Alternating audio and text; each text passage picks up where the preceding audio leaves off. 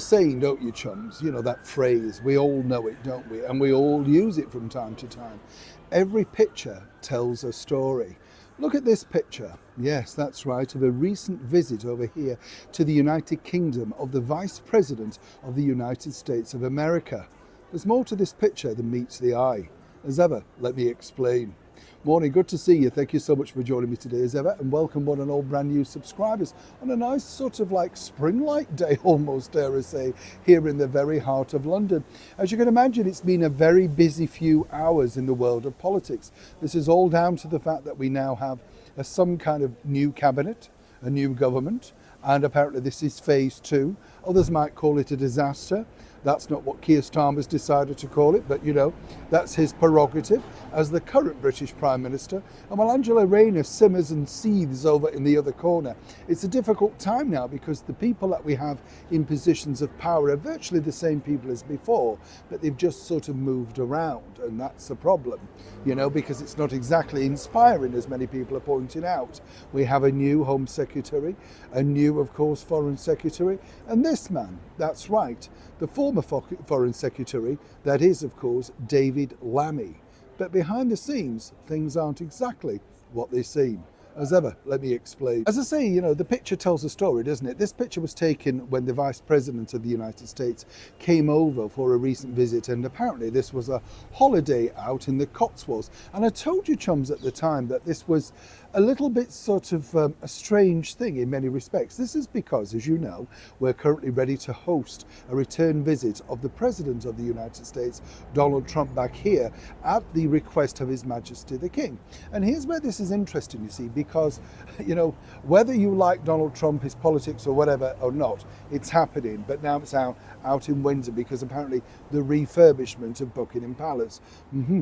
But what's also interesting is, as you know, when they met up recently up in Scotland, Donald was very keen to point out the problems of the lack of free speech, some might suggest, over here in the United Kingdom. Keir Starmer very much jumped in and said, oh, no, we're very proud of free speech over here.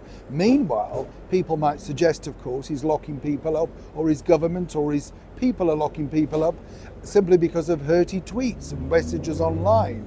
You see how this works. Of course, Donald's now found out the fact that, well, the major portraits of his all-time iconic himself, great leader, Winston Churchill, have also been removed from government buildings.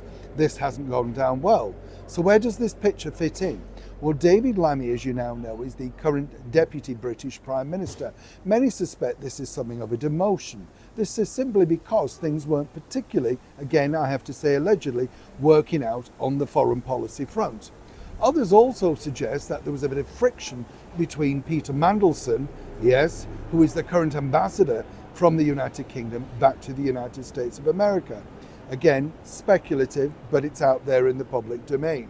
What's also interesting is that Peter Mandelson recently got himself removed from that book all about the Duke of York, Prince Andrew.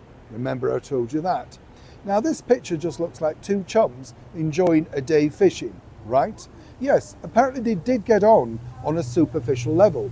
And if you ask them both individually, they'd say, oh yes, we're very good friends. Behind the scenes though, according to a very well-placed source, the bottom line is things didn't go exactly to plan. And according to that source also, many things were reported back.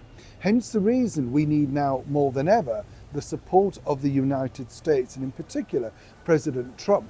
And likewise, this is a very sort of clever move in many respects, because by moving somebody like Mr. Lammy at a close position, somebody, of course, like Angela Rayner, where Keir could keep his eye on Mr. Lammy and indeed Miss Rayner at that time, this is exactly what it is. Many point and speculate and look at that picture as to what was being fed back. And as you know, certain individuals popped back over to the United States of America recently, and many are suggesting that this, alongside this picture, was the very final nail in the coffin. The reshuffle just came around at the right time. Sadly for Angela Rayner, the gravy train, some people suggest, has stopped, while others know that she'll continue to make an incredible amount of money simply because her story is an ongoing one. And also the fact that she's very clever at extracting the very best deals. We saw that though, didn't we, with a flat in Hove. in Sussex. Neil Shorn in the very heart of London.